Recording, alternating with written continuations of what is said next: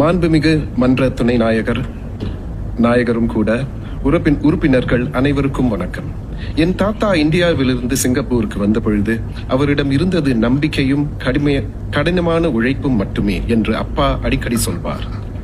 அவர் கட்டுமான தொழிலாளர்களை வேலைக்கு அமர்த்திய ஒப்பந்ததாரர்.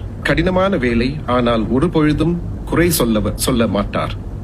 என் அப்பாவுக்கு அவர் கொடுத்த விளக்கம், இன்று நான் பாடுபட்டு உழைக்கிறேன், நாளை நீ நன்றாக வாழ வேண்டும் என்பதற்காக. இது என் குடும்பத்தின் கதை மட்டுமில்லை, பல இந்திய முன்னோர்களின் கதையும் கூட.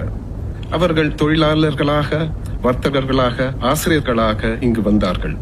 பல சிரமங்களை எதிர்கொண்டார்கள். ஆனால் அதே சமயம் அவர்கள் குடும்பங்களை வளர்த்தெடுத்தார்கள். பள்ளிகள், கோவில்கள், பள்ளிவாசல்கள், தேவாலயங்கள், சமூக அமைப்புகளை